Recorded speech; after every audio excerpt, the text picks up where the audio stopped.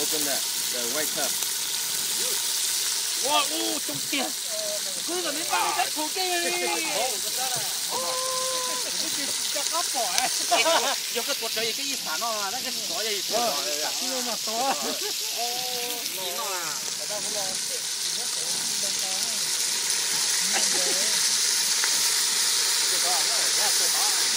哦，呢個都幾多冇或者有咩啊？nó cho nó không to hả? Một nhà to một loại cho nó không to hả? Nó lấy da lo ý lưỡi nữa.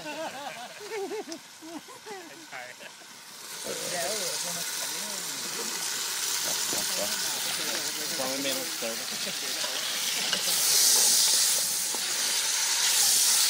Nó làm nó nữa ấy nè. Cái cá thịt kia. Tôi già. Ồ, bây giờ nhận chúa à? Nè, nhận chúa mà. Quả để tí xì. Ăn hả? Rồi mấy bông chúa thế. Ô, trời tụi nào kinh thế. What the heck? Trời chúa ta cho đi qua hay ơ, chúa ta đi ư. Cháu các bạn xin nhớ qua. Chúa ta đi ư. Này cái không tôi lò. Đúng rồi, đúng rồi. Cái tồn gì cho nó tôi lò ư. Đó cái đúng yes á.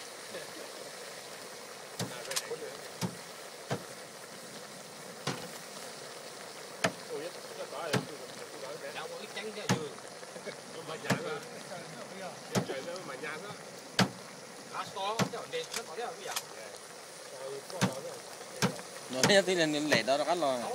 Yeah, thôi bé rồi nè, giá điều tới thì nó có nhớ lên lệ đó cắt rồi. Lấy chơi đấy. Lấy chơi cùi ra, trong túi mà lấy chơi.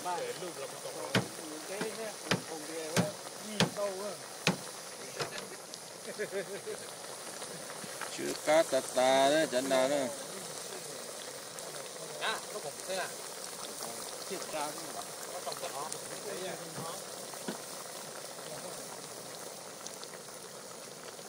Oh, you get.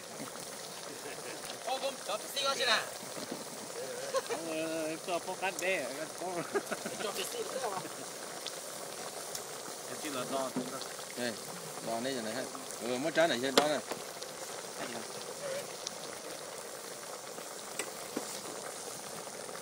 Chắc không to.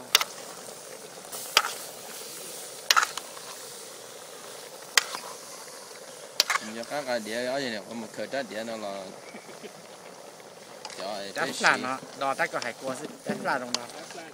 Dạ, chắc là khổ chứ. Nè, có vẻ to mà. Rồi, rồi bé lưỡi ló bé lưỡi đó.